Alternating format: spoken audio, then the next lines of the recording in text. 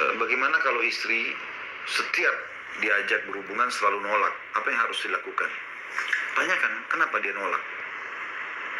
Tanyakan kenapa dia tolak. Jadi jangan egois, lu tanyakan kenapa, ada apa kira-kira, kenapa, ada sesuatu yang salah, muamalah saya kasar kah, gitu kan? Atau ada bau badan, ada bau mulut, ya? Atau mungkin dia memiliki rasa sakit, ya, yang kita tidak tahu, gitu kan? Mungkin ada rasa sakit dalam tubuhnya. Karena umumnya biologis itu pasti dilakukan oleh semua orang karena punya kenikmatan, gitu kan? Bisa juga ada bekas-bekas kejiwaan psikologi, misalnya pernah, maaf saya bahasakan lebih sedikit terbuka, kalau misalnya Anda sudah selesai padahal sebenarnya istri belum selesai, lalu Anda main selesaikan saja, padahal Nabi SAW menganjurkan agar membantu pasangan, ya, agar bisa menyelesaikan juga hajatnya dalam masalah ini, ya. Jadi tidak boleh sama sekali kita egois dalam masalah-masalah seperti ini. Maka Anda tanya sebabnya. Setelah Anda tahu inti permasalahannya apa, Anda obati dari situ. Kalau bisa saja juga dari sihir, kan gitu. Dia bilang, saya tidak tahu, setiap kali saya diajak perasaan kok saya benci, saya nggak suka. Nah ini berarti ada waswas syaitan. Coba Anda duduk, bilang maaf ya, bisa nggak saya ruqyah sebentar? Anda duduk di belakang tubuhnya, kemudian Anda menghadap ke kepalanya di bagian belakang, pegang bagian kepalanya, lalu kemudian Anda bacakanlah ayat-ayat ruqyah yang saya anjurkan tadi, ya. Baca Al-Fatihah 3 kali, ayat kursi, Al-Kafirun, Al-Ikhlas, Al-Falaq, An-Nas, tiup, ya, ke arah kepalanya atau tiup ke telapak tangan, lalu diniat untuk meruqyah, ya. Kalau dia sendawa, dia merasa pusing, ya, atau kadang-kadang memang kalau sangat jauh mungkin dia kesurupan, ya, kadang-kadang kita ada reaksinya. Anda tidak usah panik, biasa saja, Anda terus lanjutkan. Itu kalau seandainya itu sebabnya, ya. Tapi kalau hanya faktor-faktor yang awal tadi, karena masalah kejiwaan, karena masalah, Anda perbaikinlah itu, gitu kan. Mungkin dia membahasakan, saya trauma pernah mencium bau ketiak, mencium bau mulut, mencium bau gini, karena gitu dia mungkin itu, ya, maka Anda perbaikin masalah itu. Makanya teman-teman, biologis atau seksual itu kan indah sekali, ya. Allah SWT jadikan dia sebagai sebuah perangkat untuk bisa menjadi pemicu utama orang mau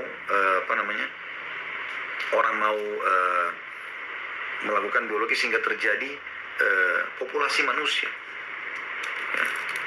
Makanya Allah SWT memberikan di situ kenikmatan dan Allah berikan pahala, ya. Kata Nabi SAW, di kemaluan kan ada pahala yang besar. Kata para sahabat, ya Rasulullah, bagaimana? Apakah kami menggauli istri kami dapat kenikmatan, kami dapat pahala lagi? Kata Nabi SAW, kalau kalian letakkan pada yang haram dapat dosa gak? Kata para sahabat, iya ya Rasulullah. Kata Nabi SAW, begitu juga kalau yang halal. Terus kalau Anda lagi berkata begini, tapi Ustaz, saya lagi tidak mood nih, lagi tidak enak, lagi pusing, lagi banyak masalah segala macam. Bagaimana? Dengarkan riwayatnya. Kalau Anda sebagai seorang laki-laki, maka dengarkan riwayat. Pernah ada orang bertanya kepada Imam Ahmad, hai Imam, Imam Ahmad ini salah satu imam mazhab, ya. Hai Imam, apakah kami dapat pahala kalau kami menggauli istri kami sementara kami lagi tidak ada keinginan? Kata Imam Ahmad, iya, kamu bisa niatkan agar kamu mendapatkan keturunan atau kamu memenuhi haknya istrimu. Jadi tidak harus kita mood, gitu loh. Nah, ada saja hajatnya di situ, ya. Begitu juga kalau Anda seorang wanita, maka pernah ada seorang wanita dalam riwayat yang sahih mendatangi Aisyah. Lalu berkata, wahai Aisyah, wahai Ummul Mukminin, apakah kami mendapat dosa kalau seandainya kami diajak bergaul oleh suami sementara kami lagi tidak mood, lagi jengkel, lagi marah? Nah, kata Aisyah, iya.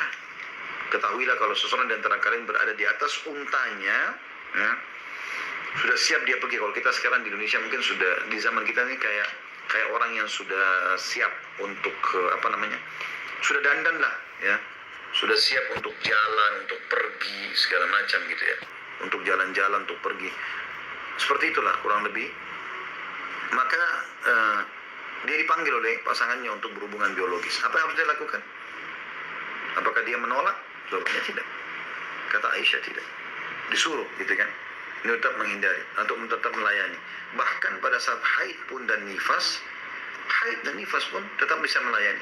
Waktu seseorang bertanya kepada Nabi SAW, ya Rasulullah, bagaimana kami apa yang bisa dilakukan seorang laki-laki pada istrinya yang sedang berhalangan? Maka kata Nabi SAW, lakukan semuanya kecuali jima, kecuali meletakkan kemaluan di kemaluan. Yang lainnya tidak ada masalah. Allahu a'lam. Seperti itulah, ya. Jadi tanyakan sebabnya, insya Allah.